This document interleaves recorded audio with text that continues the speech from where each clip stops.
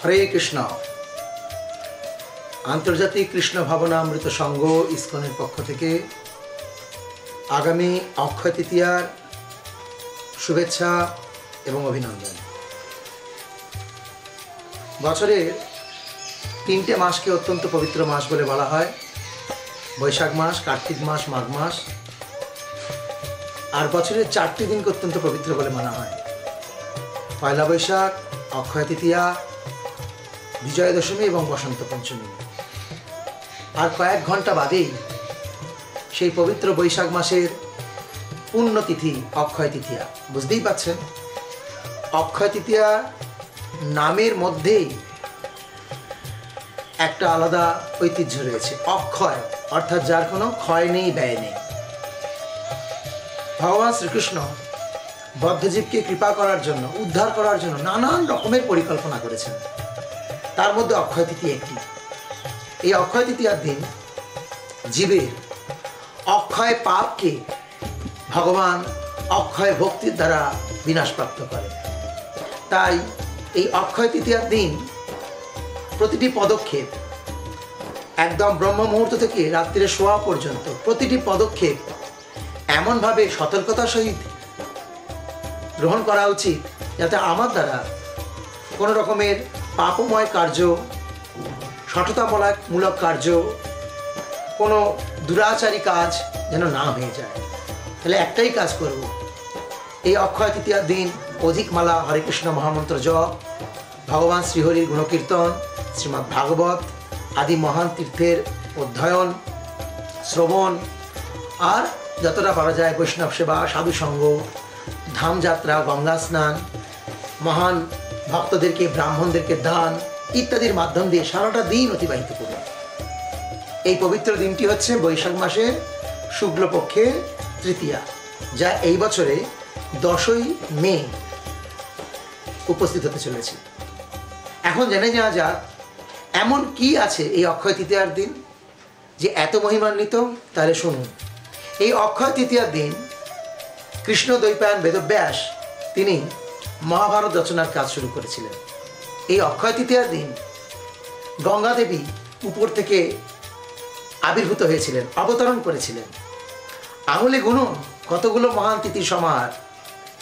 এই অক্ষয় তৃতীয়ার দিন কাশী বিশ্বনাথ ধামে মা অন্নপূর্ণা বিশ্বনাথকে অন্ন ভিক্ষা দিয়েছিলেন।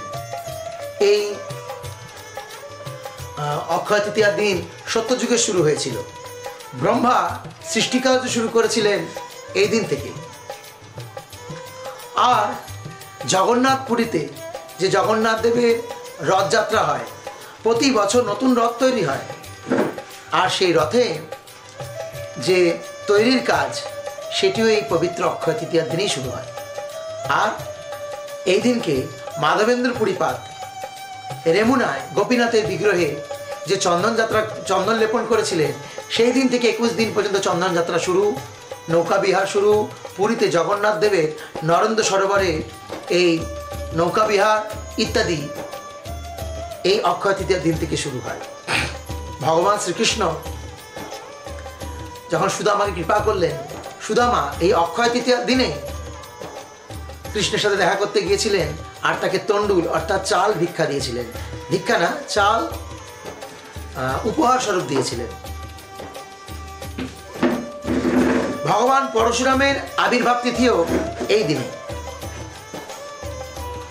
দেবাদিদেব মহাদেব কুবেরকে এই দিনেই ধনপতি অর্থাৎ স্বর্গে ধন ভাণ্ডারের দায়িত্ব অর্পণ করেছিলেন। একসময় সূর্যদেব দেবী দ্রৌপদীকে অক্ষয় পাত্র দান করেছিলেন, যে পাত্র সর্ব অবস্থায় যতক্ষণ না দ্রৌপদী অন্ন ভোজন করে নিচ্ছে, ততক্ষণ যত মানুষ আসবে সবাইকে তিনি ভোজন করাতে পারতেন।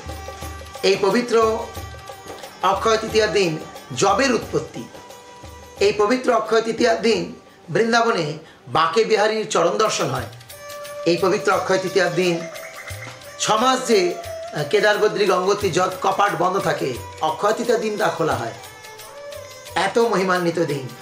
আর শ্রীল প্রভুপাদ তিনি যখন ঝাঁসিতে ছিলেন তখন প্রথম সংস্থা দ্য লিগ অফ ডিভোটি প্রতিষ্ঠা করেন 1953 সালে। সেই বছরে 16ই মে ছিল অক্ষয় তৃতীয়া, আর এই অক্ষয় তৃতীয়ার পূর্ণ দিনে প্রভুপাদ এই লিগ অফ ডিভোটি প্রতিষ্ঠা করেছিলেন।